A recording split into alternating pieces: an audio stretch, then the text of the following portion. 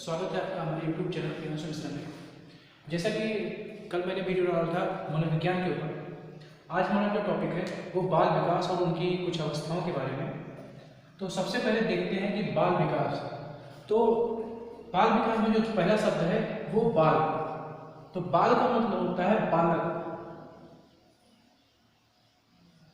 जिसका मतलब होता है कि ऐसा बच्चा या ऐसा बालक जो 0 से 18 वर्ष की आयु, मतलब 0 से 18 वर्ष की आयु का, मतलब 18 वर्ष से नीचे की आयु को हम बालक कहते हैं। और इसी आयु के लोगों में जो भी परिवर्तन होता है उसी का अध्ययन जो करते हैं, उनके विकास में या उनके किसी भी चीज़ में वृद्धि में जो चीज़ भी अध्ययन करते हैं उसको हम बाल विकास के अंतर्गत हम अध्ययन करते हैं। तो सबसे पहले बालक किसे कहते हैं? वह बच्चा जो 0 से 18 वर्ष से आयु का हो या 18 वर्ष से कम हो, उसे हम बालक के रूप में रखते हैं। अब देखते हैं उसके अगला शब्द विकास। विकास का अर्थ है कि 0 से 18 वर्ष में होने वाले जो परिवर्तन होते हैं उसे हम विकास कहते हैं, जिसके अनुसार एक परिभाषा भी दी गई है हार्लाक के अनुसार कि परिपक्वता के लक्ष्य की ओर। परिपक्वता मतलब किसी भी चीज़ में समझ, किसी भी चीज़ में पूर्ण अनुभव होना या पूर्ण परिपक्वता मतलब पूर्ण एक्सपीरियंस होना। परिपक्वता के लक्ष्य की ओर परिवर्तन का प्रगतिशील क्रम, मतलब प्रगतिशील मतलब धीरे धीरे बढ़ना, प्रगतिशील क्रम विकास कहलाता है।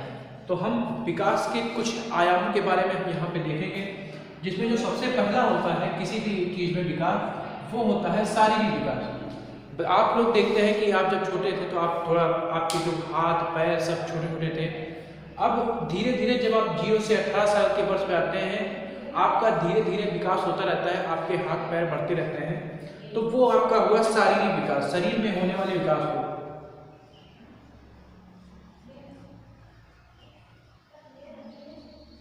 शरीर में होने वाला विकास, क्लियर? जो शरीर में विकास होता है उसे हम शारीरिक विकास के अंतर्गत रखते हैं। उसके बाद में आता है दूसरा हमारा मानसिक। शरीर में विकास जो हमारे शरीर के अंदर या दिखाई देता है उसे हम शारीरिक विकास कहते हैं। दूसरा आता है मानसिक विकास या संज्ञानात्मक विकास।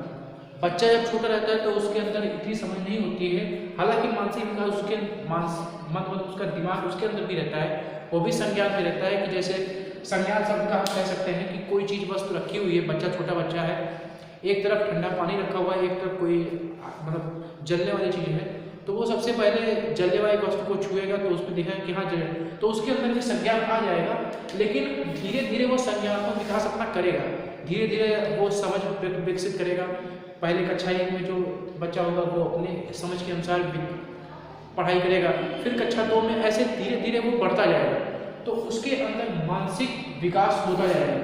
वो पहले, जैसे मैं आगे जब पढ़ाऊंगा बैंगले का, तो सबसे पहले वो आकृतियाँ देखता है, उसके बाद वो आकृतियों में अंतर करना सीखता है, आकृतियों में अंतर करना सीखता है। उसके बाद में फिर उसके बारे में बताना शुरू, तो ये उसके मानसिक और संज्ञानात्मक विकास के ही बारे में बताया जा रहा है। कि सबसे पहले वो आकृतियों को देखता है कि हाँ ये आकृतियाँ त्रिभुज है, ये वर्ग है। उसके बाद में फिर वो कहता है, उसके बारे में डिफरेंस करता है कि त्रिभुज किसे कहते हैं, आयत किसे, वर्ग किसे कहते हैं। फिर उसकी प्रॉपर्टीज बताती है कि हाँ ये हो तो ये हमारा त्रिभुज कहलाएगा ये। तो ये सारी चीज़ें वो संज्ञानात्मक विकास करता है, उसके सोचने समझने की शक्ति का विकास होता है। उसके अंतर्गत हम मानसिक विकास को रखते हैं, मतलब मानसिक शक्तियों और तर्कों को।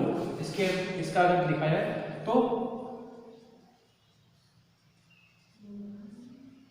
मानसिक शक्तियों या तर्कों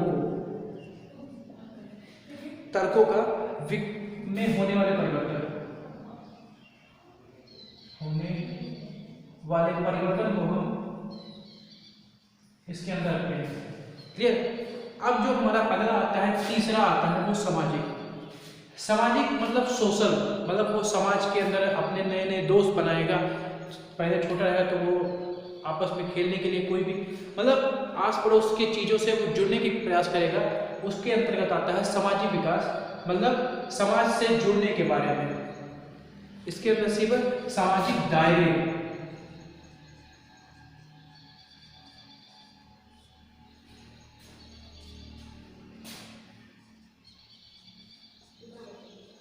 सामाजिक दायरे में होने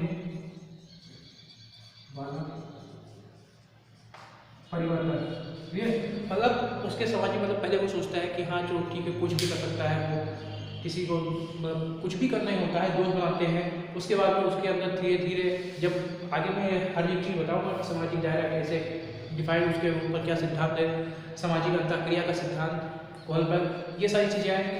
तो सामाजिक विकास मतलब ये होता है कि वो समाज से जुड़ने का प्रयास करता है, लीडरशिप आने की कोशिश, लीडरशिप आ जाता है, उसके अंदर होता है सामाजिक विकास। अगला जो हमारा आता है संवेगात्मक मतलब इमोशनल, जो सबसे लास्ट होता है इमोशनल।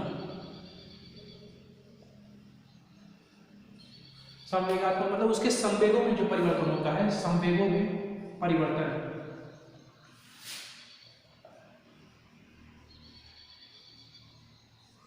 संवेगों में जो परिवर्तन होता है उससे गुस्सा, पहले वो रोता है तो वो भी एक तरह से संवेग हुआ, संवेग का भी होता है, मतलब पहले वो रोता है वो भी एक संवेग हुआ, उसके बाद में उसको धीरे धीरे गुस्सा आता है या किसी चीज़ में हम किसी मुस्कुराता है, तो ये सारी चीज़ें उसके संवेगों के विकास में आता है। तो जो बाल विकास होता है वो चार सोपान होते हैं, उसके अंदर 4 चीज़ें पाई जाती हैं। पहला होता है शारीरिक विकास, उसके शरीर में होने वाले परिवर्तन को शारीरिक विकास के अंतर्गत रखते हैं। उसके बाद में आता है मानसिक विकास, उसके सोचने समझने की, उसको तर्क करने की शक्तियों में जो विकास होता है उसे हम मानसिक या संज्ञानात्मक विकास कहते हैं। उसके बाद में तीसरा आता है सामाजिक विकास, सामाजिक दायरों में होने वाला जो परिवर्तन होता है, मतलब वो घुलने मिलने लगता है, लीडरशिप आने लगती है, उसको हम सामाजिक विकास के अंतर्गत रखेंगे। अगला जो हमारा सबसे लास्ट होता है चौथा, वो संवेगात्मक होता है, जिसमें उसके अंदर संवेगों मतलब उसे गुस्सा आना, उसे मुस्कुराना, उसके रोना, ये सारी चीज़ें आती हैं। और बाल किसे कहते हैं, जो बच्चा या जो बालक 18 वर्ष की आयु पूरा ना कर सका हो या 18 वर्ष से नीचे हो, उसे हम बालक कहते हैं। अब जो हमारा ये परिवर्तन है, ये परिवर्तन जो होता है वो 2 कैटेगरी में होता है, मतलब ये जो परिवर्तन होता है वो 2 प्रकार के परिवर्तन होते हैं। पहला जो होता है वो होता है गुणात्मक, और जो दूसरा होता है वो हमारा होता है मात्रात्मक।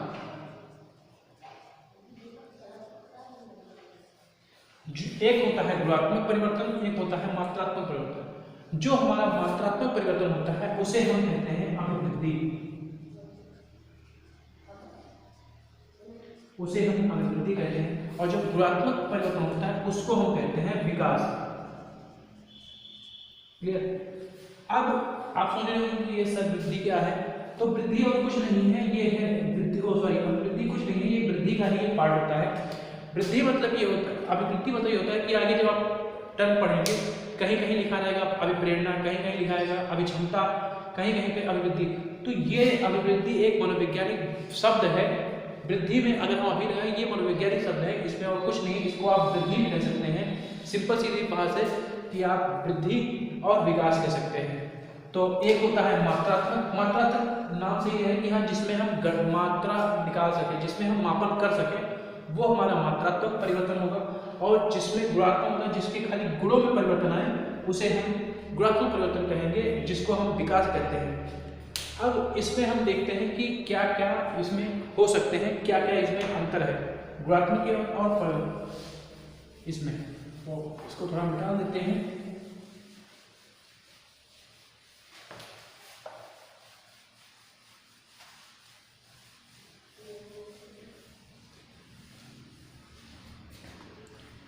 तो हम देखते हैं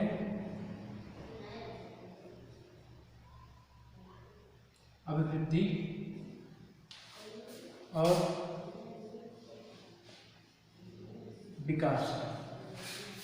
अब जो अभिवृद्धि होती है, जो वृद्धि होती है, उसको हम माप सकते हैं। जैसे मतलब ये इसको हम मापन कर सकते हैं। इसका मापन मतलब अगर किसी की हाइट बढ़ती है या किसी का वजन बढ़ता है तो उसको हम 1 किलोग्राम में या सेंटीमीटर में या मीटर में हम माप सकते हैं, लेकिन हम विकास को माप नहीं सकते हैं, मापन नहीं कर सकते हैं। क्लियर? इसमें हम माप सकते हैं, इसमें मापन ये जो हमारा होता है ये हमारा बाह्य क्रिया होता है, ये बाह्य होता है, मतलब ये हमको दिखाई पड़ता है कि हाँ किसी चीज़ की अगर किसी बालक का अगर हाइट बढ़ता है तो दिखाई देता है कि हाँ ये लंबा है, लेकिन ये आंतरिक और बाह्य दोनों होता है, आंतरिक और बाह्य दोनों होता है। मतलब अगर आप किसी का हाइट बढ़ा तो वो भी एक तरह से परिवर्तन हुआ, एक तरह से विकासित हुआ, और आंतरिक अगर उसकी बुद्धि में वृद्धि हो रही है, आंतरिक हुआ उसकी बुद्धि में विकास हो रहा है तो वो भी एक तरह से परिवर्तन हुआ, विकास नहीं आएगा, तो उसकी बुद्धि का विकास हो रहा है। ये जो विकास अभिवृद्धि होती है वो एक निश्चित समय तक होती है। आप कहते हैं कि एक एज तक आपकी हाइट बढ़ेगी और उसके बाद में आपकी हाइट नहीं, उसके बाद में नहीं बढ़ती, ये एक निश्चित होती है और ये अनिश्चित समय तक।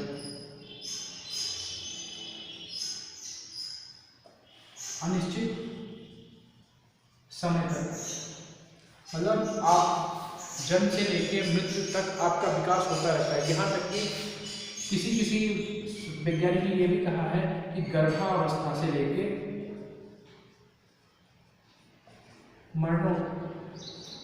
मृत्यु की अवस्था से मृत्यु तक विकास चलता रहता है। और कुछ लोगों ने कहा है कि हाँ जन्म से लेकर मृत्यु तक, तो दोनों चीज़ सही है कि उससे भी होता है और उसमें भी होता है, गर्भावस्था से मृत्यु तक और जन्म से लेकर मृत्यु तक ये विकास होता रहता है। अगला देखते हैं, इसमें कोई लक्ष्य नहीं होता,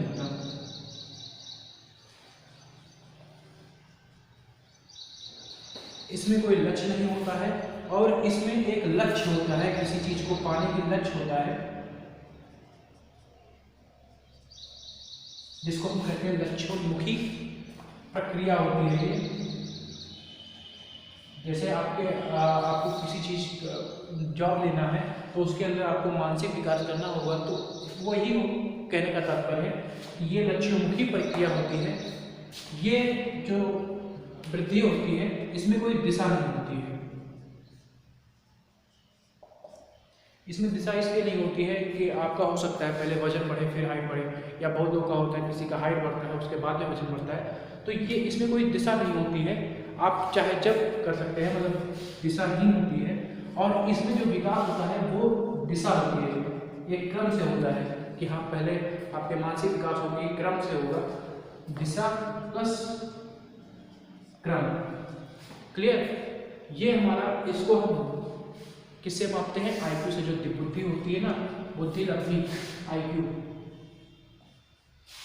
क्वेश्चन बन सकता है कि आईक्यू क्या है, तो आईक्यू कोई मापन नहीं है, ये एक फार्मूला है जिससे हम बच्चों को विभाजित करने का तरीका होता है कि हाँ ये इसमें होता है, ये इसमें होता है, ये इतना तेज बच्चा है या इतना प्रतिभाशाली बच्चा है या सृजनात्मक बालक है। इस तरह से हम डिवाइड करके आईक्यू सिर्फ उतना ही है और इसको विकास को मापते हैं, लेकिन ये कोई मापन की प्रक्रिया नहीं है, एक फार्मूला है जिसके आधार पर हम बच्चों को विभाजित कर सकते हैं कि हाँ ये प्रतिभाशाली है, ये सृजनात्मक है और ये पिछड़ा बालक है। क्लियर? तो आज का हमारा जो टॉपिक था वो बाल विकास के बारे में था। अगली जो हमारी टॉपिक रहेगी वो बाल विकास में होने वाले परिवर्तनों के बारे में थी और उसके आगे हम देखेंगे कुछ परिभाषाएं। आई होप आपको क्लास अच्छी लगी होगी। धन्यवाद। जय हिंद।